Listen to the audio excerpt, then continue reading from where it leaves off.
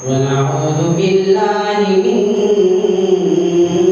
شرور أنفسنا ومن سيئات أعمالنا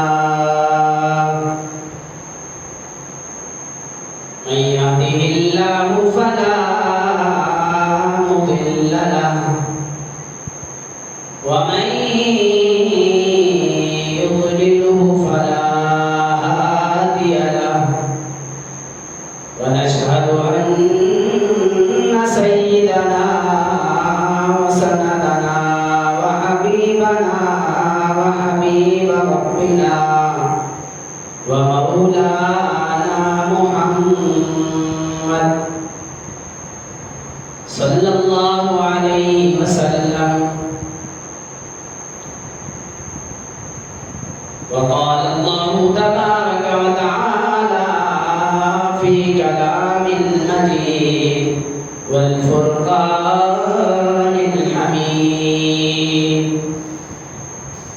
كل نفس ذائقة الموت. وقال عليه الصلاة والسلام: الكيس من دان نفسه وعمل لما بعد الموت، والعاجز من اتبع نفسه هواها وتمنى على الله. وقال تبارك وتعالى في كلام المجيد والفرقان الحميد: أعوذ بالله من الشيطان الرجيم. بسم الله الرحمن الرحيم. يا أيها الذين آمنوا إذا نودي للصلاة من يوم الجمعة فاسعوا إلى ذكر الله وذروا البيع، ذلكم خير لكم إن كنتم تعلمون. فإذا قضيت الصلاة فانتشروا في الأرض وابتغوا من فضل الله واذكروا الله كثيرا لعلكم تفلحون. صدق الله مولانا العلي العظيم، وصدق رسوله النبي الكريم الأمين، ونحن على ذلك لمن الشاهدين والشاكرين، والحمد لله رب العالمين. मेरे अज़ीज़ान मोहतरम, मैंने आप आज़ाद के सामने दो कुरान मजीद फुरक़ान हमीद की तिलावत मुबारक समाअत की। आप आज़ाद ने समाअत की। अल्लाह जल्ल जलालहू से दुआ है कि अल्लाह जल्ल जलालहू हमें हक़ सच बोलने की और आप आज़ाद ने उस पर अमल करने की तौफ़ीक़ इनायत फरमाए। मेरे मोहतरम भाई और दोस्तों, आयत मुबारक ये है: कुल्लु नफ्सिन ज़ाइक़तुल मौत। अल्लाह जल्ल जलालहू कुरान मजीद के अंदर इरशाद फरमा रहे हैं कि हर ज़ी-रूह ने ज़ायका चखना है, हर एक नफ्स ने अल्लाह जल्ल जलालहू की तरफ रुजू करना है। कुल्लु नफ्सिन ज़ाइक़तुल मौत, हर एक ने मौत का ज़ायका चखना है। वो चाहे अमीर हो चाहे गरीब हो, महल्लात के अंदर रहते हुए ज़िंदगी बसर कर रहा हो या झोपड़ी के अंदर रहते हुए ज़िंदगी बसर कर रहा हो, हर इंसान ने दुनिया से जाना। कुल्लु नफ्सिन ज़ाइक़तुल मौत, हर एक ने मौत का जायका चखना है। आज तक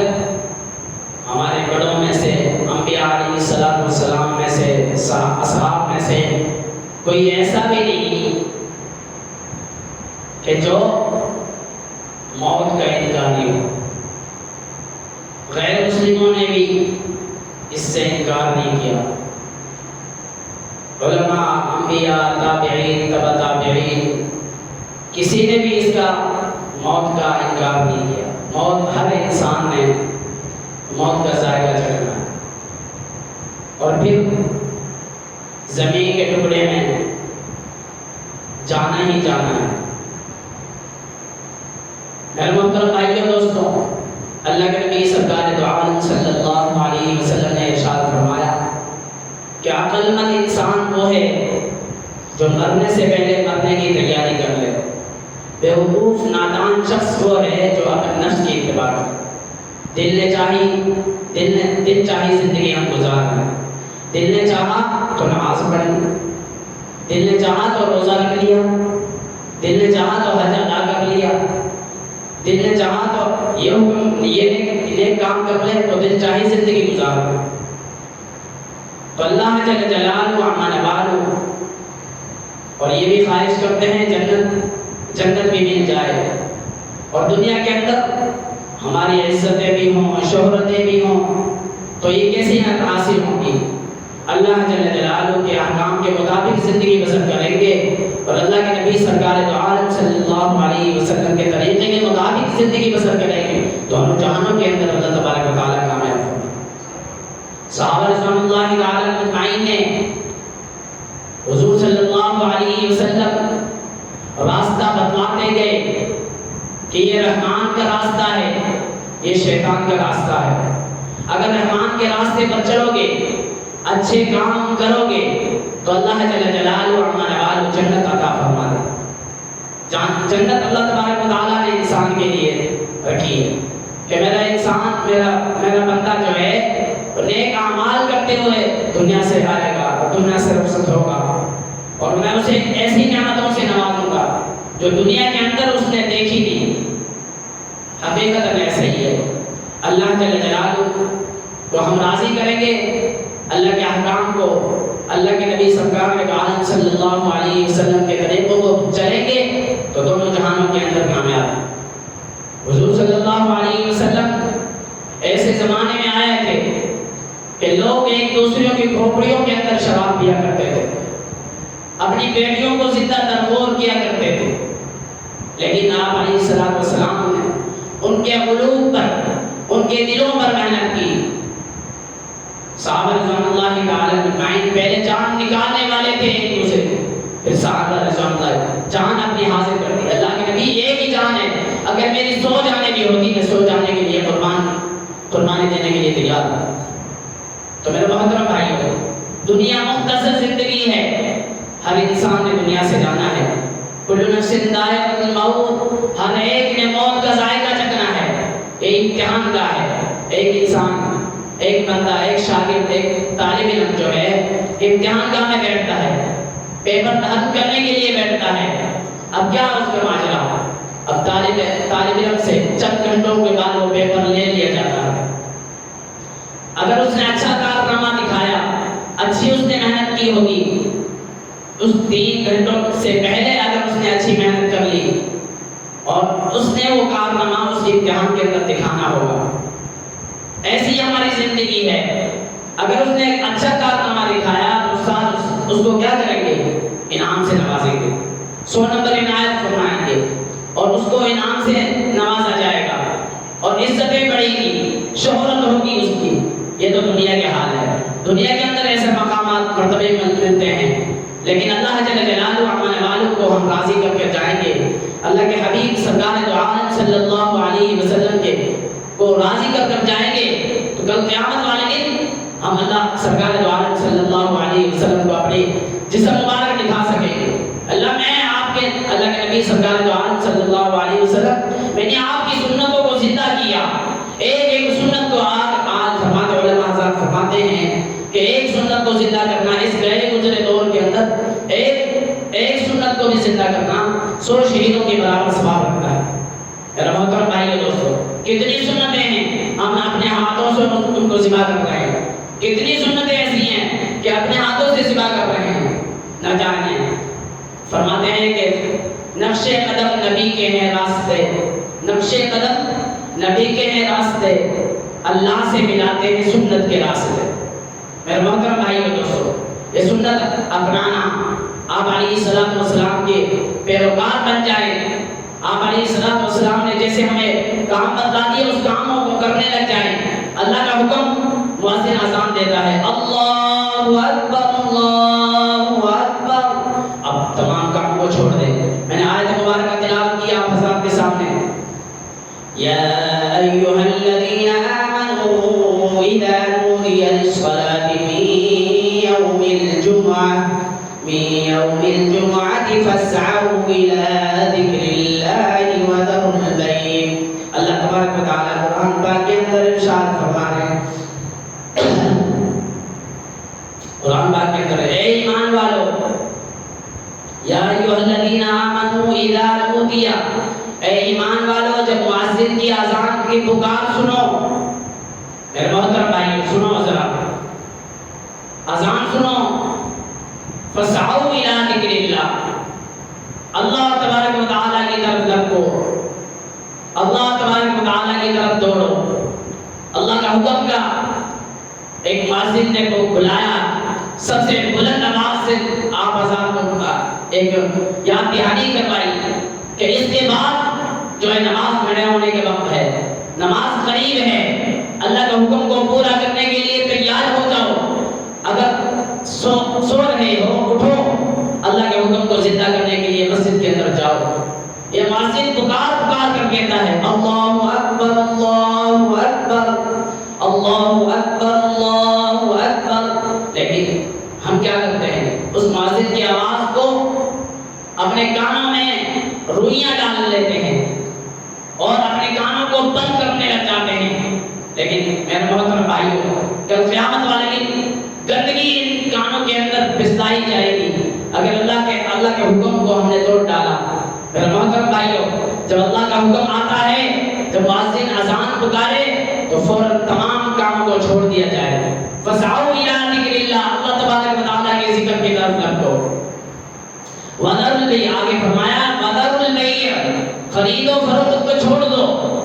لیکن ہم کیا کرتے ہیں، اگر میں جمعے میں چلا گیا، جمعے میں شریک ہو گیا لیکن میرا ایک گاہک تو ضائع ہو جائے گا، دو گاہک تو ضائع ہو جائیں گے، میرے پاس آج جمع پونجی جمع نہیں ہوگی۔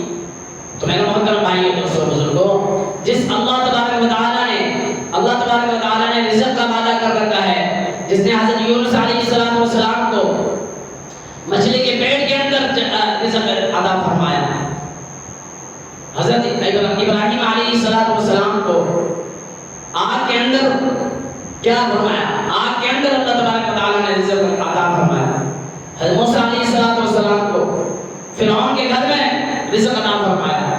میرے محترم بھائیو دوستو، رزق رازق جو ذات ہے اللہ تبارک و تعالیٰ کی ذات ہے، اس سے بڑھ کر کوئی رازق نہیں، ایسا حافظ ہے اللہ تبارک و تعالیٰ کے علاوہ کوئی حافظ نہیں، حفاظت کرنے والا ہے۔ جب حفاظت کرنے پر آ جائے تو حضرت یونس علیہ السلام کو 40 دن کے اندر جو ہے مچھلی کے پیٹ کے اندر رکھا، حفاظت کر کے دکھائی۔ میرے محترم بھائیو دوستو، پھر ایک تو رات کا اندھیرا ہے، ایک پانی کا اندھیرا ہے، اور پھر کیا، پھر مچھلی کا اندھیرا ہے، تینوں اندھیروں کے اندر اللہ تبارک و تعالیٰ نے حفاظت کر کے دکھایا۔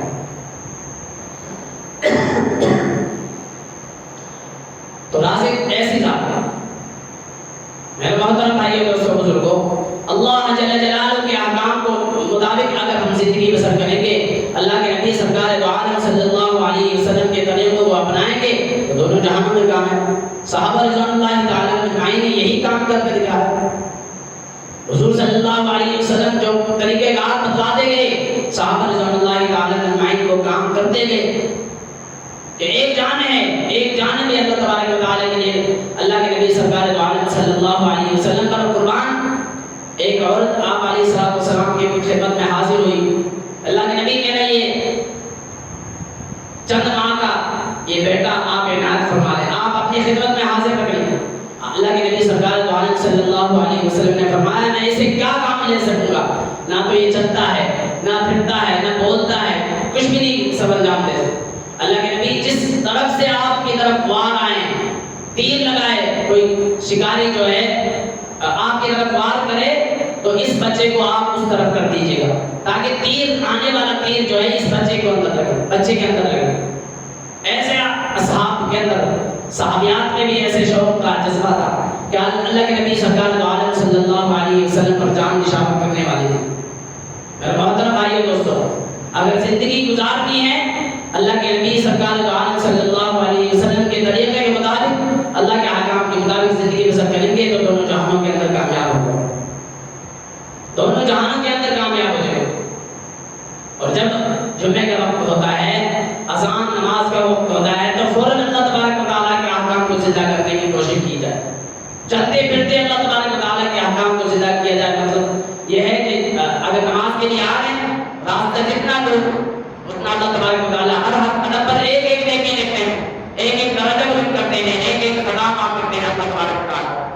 میرا محترم بھائیو دوستو، اگر ہم چل رہے ہیں، راستے میں آ رہے ہیں، ساتھی کو دعوت ہے، آؤ بھائی نماز کے وقت ہو گئے، یہ بھی آپ کے لیے دعوت ہے، یہ دعوت آپ کی ہو گئی۔ بس قیامت والے دن آپ سے بھی پوچھا جائے گا کہ آپ نے اپنی زندگی سنوارنے کے لیے کوشش کی، آپ نے اپنی زندگی زندگی جو بسر کی اللہ کے احکام کے مطابق زندگی بسر کی، لیکن آپ نے بھائیوں کی فکر نہیں کیا۔ اپنے بھائیوں کی فکر کیسے کریں کہ خود تو نماز پڑھتے رہے، ہمیں آپ نے ایک مرتبہ کی دعوت دی۔ کتنے ساتھی ایسے ہیں، کتنے احباب ایسے ہیں کہ ہم خود تو آ جاتے ہیں لیکن دوسرے احباب کو دعوت نہیں دیتے۔ تو ہم چل رہے ہیں، راستے میں آ رہے ہیں، آؤ بھائی نماز کے لیے تیاری کریں، آؤ بھائی نماز کی تیاری کریں۔ تو میرے محترم بھائیو دوستو، اللہ جل جلالہ عمن والوں سے اگر ہم نے زندگی مانگی ہے، اب یہ زندگی ملی ہے، یہ امتحان ہے، امتحان کا ہے، اللہ جل جلالہ کے احکام کے مطابق زندگی بسر کریں گے، اللہ کے نبی سرکار دو عالم صلی اللہ علیہ وسلم کے طریقوں کو اپنائیں گے تو اللہ تبارک و تعالیٰ دونوں جہانوں کے اندر کامیاب۔ فرمایا ایک رحمان کا راستہ ہے، ایک شیطان کا راستہ ہے۔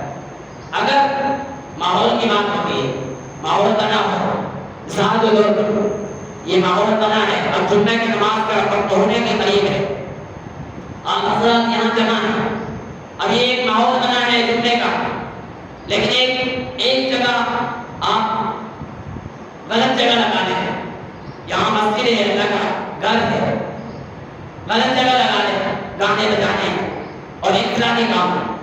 اب ان میں کیا وہ غلط ماحول ہے، یہ اچھا ماحول ہے؟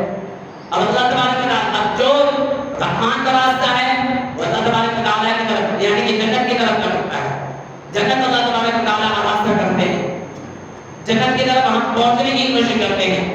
ایک تو یہ ہے ہم مانگتے ہیں صرف اللہ جنت دے دے، جنت دے دے، ایک یہ ہے ہم عمل کرتے ہیں، اللہ کے احکام کو زندہ کرنے کی کوشش کریں گے، جب ہم احکام کو مطابق زندگی بسر کریں گے، اللہ کے نبی سرکار دو عالم صلی اللہ علیہ وسلم کے طریقوں کو اپنائیں گے تو ظاہر سی بات ہے ہم جنت کو طلب کرتے ہیں۔ اگر ہم انفرادی کام جو ہے گانے گلوچ میں اختیار کر رہے ہیں، گانے بجانے بھی کر رہے ہیں اور مسجد میں بھی نہیں آ رہے، تو یہ ظاہر سی بات یہ شیطان کی طرف راستہ اختیار کر رہے ہیں، شیطان خوش کر رہے ہیں، شیطان کو خوش کر رہے ہیں۔ تو میرے محترم بھائیو، ہم نے شیطان کو خوش نہیں کرنا، ہم نے رحمان کو خوش کرنا ہے۔ جب رحمان خوش ہو جائے گا، ایک دفعہ کا ذکر ہے، بتلایا علماء حضرات نے کہ ایک بادشاہ تھا، بادشاہ نے سونے اور جواہرات کے ڈھیرے لگا دیے۔ اب قریب میں ایک عورت کھڑی، اس نے کہا کہ مجھے بادشاہ مل گیا تو یہ سونے جواہرات سب مل جائیں گے، سونے جواہرات سب مل جائیں گے۔ باقیوں نے یہ سونے جواہرات اکٹھے کر کے جس کی جتنی استعداد تھی، جتنی طاقت تھی، جتنا لینا چاہتا تھا انہوں نے لے لیے، وصول کر لیے۔ لیکن ساتھ ہی ایک اور مسورات کھڑی، انہوں نے کیا کہا کہ میں بادشاہ کے سر پر ہاتھ رکھتی ہوں، اگر میں نے بادشاہ کے سر پر ہاتھ رکھ دیا، یہ سارا مال جو ہے بادشاہ کا ہے، جب میں نے اس کے سر پر ہاتھ رکھ دیا یہ بادشاہ میرا ہو گیا، یہ سارا مال میرا ہو گیا۔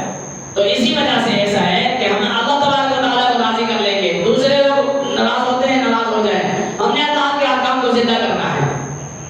سارے کام اللہ تبارک و تعالیٰ نے دنیا جو قائم کی ہے یہ سب اللہ تبارک و تعالیٰ نے کر رکھی ہے۔ یہ زمین کو جو بنا رکھا ہے، پانی پر کھڑا کر رکھا ہے، یہ کس نے کر رکھا ہے؟ اللہ جل جلالہ۔ آسمان کو ہمارے لیے چھت بنا رکھا ہے، کس نے بنا رکھا ہے؟ یہ اللہ جل جلالہ نے بنا رکھا ہے۔ اب ہم کتنی نعمتیں ایسی ہیں کہ اللہ تبارک و تعالیٰ کی ناشکری کرتے ہیں۔ فرمایا لئن شکرتم لأزیدنکم ولئن کفرتم ان عذابی لشدید۔ فرمایا کہ اگر تم شکر ادا کرتے رہو گے، اللہ جل جلالہ عما نعمل تمہارے شکر کرنے کی وجہ سے نعمتوں میں اضافہ فرما دیتے رہیں گے۔ اگر ہم ناشکری کریں گے تو اللہ جل جلالہ ان نعمتوں میں جو اللہ نے عطا فرما رکھی ہیں، ان نعمتوں کو بھی اللہ تبارک و تعالیٰ وصول کر لیں گے، کھینچ لیں گے کہ میری ناشکری ادا کرتا ہے، میری ناشکری کرتا ہے۔ جس نے نعمتیں بنائی ہیں، جس نے اللہ تبارک و تعالیٰ نے یہ ہمیں زندگی عطا فرمائی ہے، جس نے یہ زمین بنائی، آسمان بنائی، ہر چیز بنائی، یہ سارے ہمارے فوائد کے لیے بنائی، اس اللہ تبارک و تعالیٰ کی ہم ناشکری نہ کریں۔ حضرت موسیٰ علیہ السلام کے زمانے میں ایک امیر اور ایک غریب آئے اور اللہ تبارک و تعالیٰ کوہ طور پر جا رہے تھے۔ موسیٰ علیہ السلام اللہ تبارک و تعالیٰ سے ملاقات کرنے کے لیے جا رہے تھے۔ تو حضرت موسیٰ علیہ السلام انہوں نے امیر نے درخواست کی کہ اللہ جل جلالہ سے درخواست میری یہ کر دینا کہ میں بہت امیر ہوں، میرے پاس بہت مال ہے، کہ میں کیا اس مال کو کم کرنا چاہتا ہوں، اس مال کو کم کرنا چاہتا ہوں۔ اس غریب نے کیا کہا کہ میں نے اپنا جسم جو ہے ریت سے ڈھانپ رکھا ہے، میں اتنا غریب ہوں، پہننے کے لیے کپڑے نہیں ہیں، میں اتنا غریب ہوں، اللہ جل جلالہ عما نوالوں سے میرے لیے درخواست کر دینا کہ یہ جو کپڑے بھی نہیں ہیں، ریت سے میں نے اپنے جسم ڈھانپ رکھا ہے، مجھے امیر کر دے، مجھے عطا فرما دے۔ اب کیا بنا؟ حضرت موسیٰ علیہ السلام جب کوہ طور سے واپس آئے، ملاقات کر کے واپس آئے، تو حضرت موسیٰ علیہ السلام سے انہوں نے درخواست کی کہ میرے بارے میں، امیر نے درخواست کی کہ میرے بارے میں اللہ جل جلالہ نے کیا حکم فرمایا آپ میری ناشکری کرنے لگ جائیں گے۔ اس امیر نے کہا کہ میں کیوں اللہ تبارک و تعالیٰ کی ناشکری کروں کہ اللہ جل جلالہ نے اتنا کچھ عطا کر رکھا ہے اور میں ناشکری کروں؟ تو پھر حضرت موسیٰ علیہ السلام نے کہا کہ اگر شکر ادا کرو گے تو اللہ تبارک و تعالیٰ اور بھی اضافہ فرماتے رہیں گے، اگر ناشکری کرنے لگ جاؤ گے اللہ تبارک و تعالیٰ مال غنیمت سب کچھ جو ہے سب لٹا لیں گے، واپسی چھین لیں گے۔ تو اس غریب سے پھر ملاقات ہوئی، غریب نے پوچھا حضرت موسیٰ علیہ السلام سے کہ اللہ جل جلالہ عما نوالوں نے میرے بارے میں کیا حکم فرمایا؟ تو حضرت موسیٰ علیہ السلام نے فرمایا کہ اللہ جل جلالہ نے فرمایا کہ آپ میری شکر ادا کرنے لگ جائیں، جس کے پاس کچھ بھی نہیں ہے، ریت سے اپنے جسم کو ڈھانپ رکھا ہے، اسے کیا کہا کہ آپ میری شکر ادا کرنے لگ جائیں، اللہ جل جلالہ آپ کی اس نعمت میں اضافہ فرما دیں۔ اس نے کہا کہ میں کس چیز کا شکر ادا کروں، میرے پاس تو جسم پہننے کے لیے کپڑے نہیں ہیں۔ اسی وقت اللہ تبارک و تعالیٰ نے طوفان بھیجا، اور جو جس ریت سے اس نے جسم ڈھانپ رکھا تھا، اللہ جل جلالہ نے ہوا سے اس کو ڈلا دیا۔ ناشکری کی، میں کس چیز کی شکر ادا کروں، کس چیز کا شکر ادا کروں؟ تو فرمایا لئن شکرتم لأزیدنکم ولئن کفرتم ان عذابی لشدید۔ اللہ جل جلالہ سب بھی ہوتے ہیں، اگر شکر ادا کرتے رہو گے نعمتوں میں اللہ تبارک و تعالیٰ اضافہ فرماتے رہیں گے، اگر ناشکری کریں گے اللہ جل جلالہ ان نعمتوں میں جو دے رکھی ہیں ان کو بھی چھین لیں گے۔ اللہ جل جلالہ جو کہا سنا ان پر عمل کرنے کی توفیق عنایت فرمائے۔ وآخر دعوانا الحمدللہ رب العالمین۔